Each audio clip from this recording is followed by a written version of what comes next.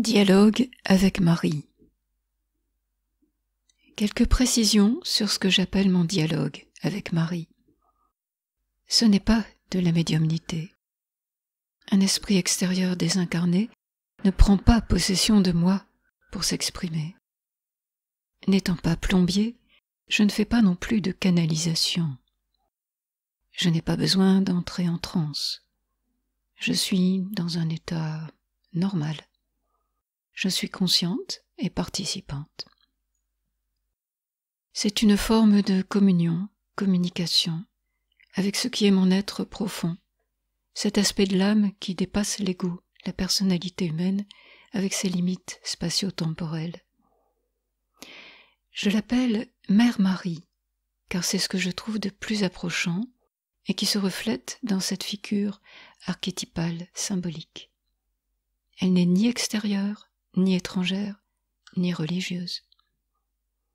Aussi loin que remontent mes souvenirs, cette connexion a toujours été là, consciente ou non. Dans le silence, je pose mon oreille sur le cœur de la Grande Mère pour entendre son murmure et m'imprégner de sa paix. Ce ne sont pas des vérités absolues, juste des paroles bienveillantes, parfois empreintes de fermeté, qui viennent confirmer des intuitions, des ressentis et apporter un éclairage sur certaines situations embrouillées. Ce sont souvent des images que je traduis en mots. Cette reliance a pris la forme d'un dialogue quasi quotidien, fin avril 2021, et celui-ci m'aide à traverser avec sérénité cette période cruciale. Lundi 3 mai 2021. Marie, quand j'ai relu ce que tu m'as dit ce matin, une question m'est venue tout de suite. C'est qui, nous? Et toi, qui es-tu? Quand tu parles, j'ai l'impression que tu fais partie des créateurs de cette planète, ou que tu y as participé, assisté, ou que tu as un rôle dans la création des êtres. Dis-moi, c'est qui, nous? Et toi, qui es-tu? Merci, Mère Marie, de répondre à mes questions. J'ai besoin de savoir qui tu es quand tu dis nous. Qui es-tu, vraiment?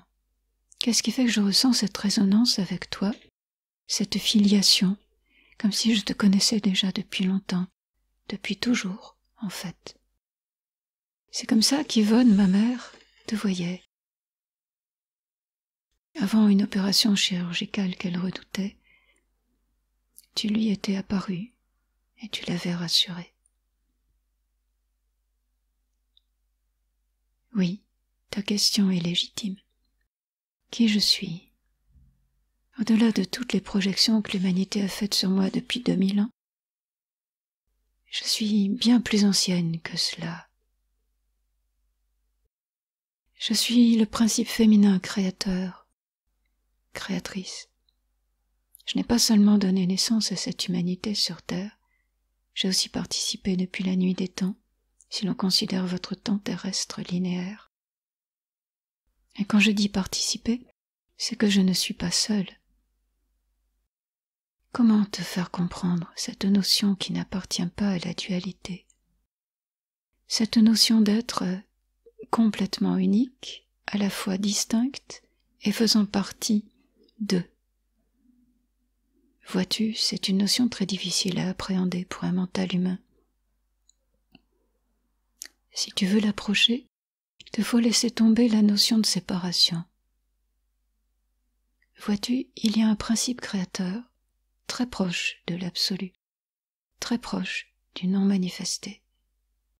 C'est, pourrait-on dire, la première émanation de ce non manifesté.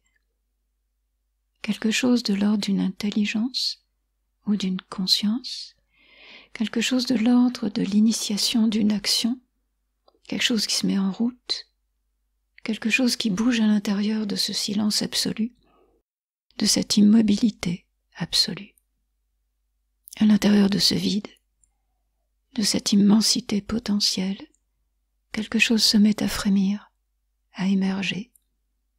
C'est ce principe créateur que nous incarnons. Et là, J'emploie le nous parce que c'est un ensemble indissociable et capable de choses très différentes. À l'intérieur de ce nous, il y a une diversité absolue contenue en son germe. Il y a une unité fondamentale qui, elle, reste à travers toutes les différenciations. Je ne puis exprimer cela qu'à travers ce nous dans ta langue. Vois cela comme une sorte de communauté d'âmes, mais c'est plus que cela. C'est une seule âme, en fait, qui va s'exprimer de différentes façons, déclinée à l'infini. Vois cela aussi comme des qualités contenues dans cet absolu.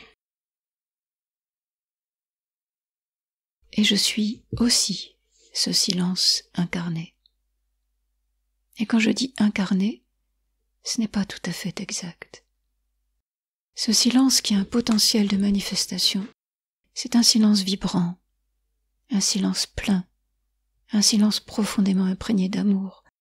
C'est de la lumière, à peine condensée.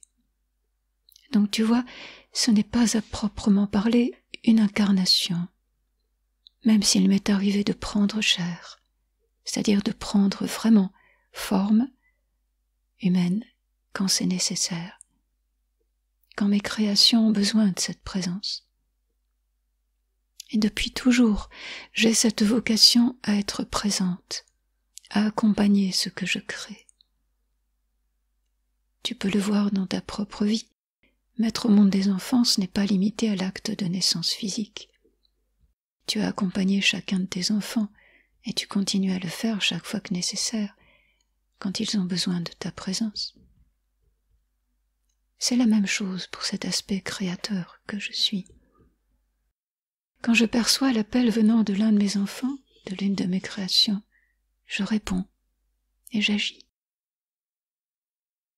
Ce n'est pas le cas de tous les autres créateurs, entre guillemets.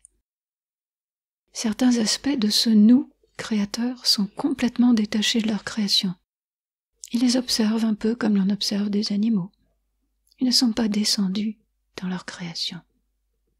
Leur création reste quelque chose d'extérieur à eux. Ce n'est ni bien, ni mal, c'est. Vois-tu, tous les aspects contenus en germe trouvent un canal d'expression. Et quand je dis tous les aspects, il y a toute la gamme de ce que l'on peut voir aussi sur cette planète Terre, qui va de l'extrême négativité à l'extrême positivité. J'essaie de trouver des qualificatifs qui n'impliquent pas de jugement de valeur. Rien n'est bon, rien n'est mauvais en soi. Ce sont des expressions de l'un et elles jouent leur partition. Elles jouent leur rôle dans cette symphonie. Vois-tu ce que l'on peut interpréter comme des guerres ou des luttes? Ce n'est pas la réalité. Ce ne sont pas des luttes de pouvoir comme il en existe sur Terre. Ça, c'est le reflet de ce qui peut exister à un niveau plus subtil. Parfois, certaines tendances prédominent, et parfois, ce sont d'autres tendances qui prédominent. Actuellement, ce que vous voyez se jouer sur la scène terrestre, c'est le reflet d'un passage à une autre forme. Vois-tu, tout est en constante évolution. Rien n'est figé. Rien ne demeure identique. Et nous évoluons en même temps que nos créations. Tu peux le voir aussi comme une forme d'apprentissage, comme une forme de développement de facultés créatrices. Cela s'affine avec l'expérience. Et c'est en ce sens que je parle de laboratoire d'expérience. Et cela ne se résume pas à cette planète. Les planètes où la vie se développe sont en nombre infini. Il y a des humanités différentes sur chacune. Quelque chose qu'un cerveau peut difficilement imaginer ou capter. Il peut l'approcher. À ce moment-là, des images défilent. À toute allure, c'est vertigineux. mais tu peux le pressentir.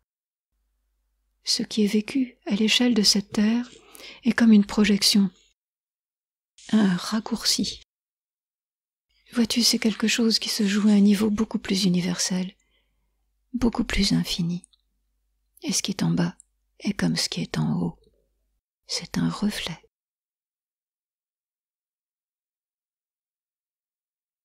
Oui, ce que tu perçois maintenant, c'est cela. La sagesse qui s'acquiert par l'expérience et qui permet d'accéder à chaque fois à des responsabilités plus grandes. Vois-tu, chaque créateur répond de sa création, même si certains rechignent à y descendre, ou tout simplement, si ce n'est pas dans leur nature d'être avec leur création, donc leur création leur échappe. Leur création perd le lien avec ce qu'il a créé. Elle représente certes un danger, parfois, dans le sens où, ayant perdu la connexion, le lien avec leur source créatrice, elles n'ont plus de fil directeur. Elles sont coupées de leur source. Et cela aussi fait partie de l'évolution. Il n'y a rien qui se fait par hasard. D'où cette notion d'expérimentation. En tant que mère créatrice, je veille sur ce que j'ai créé. Cela fait partie de ma nature. Tout est contenu en germe.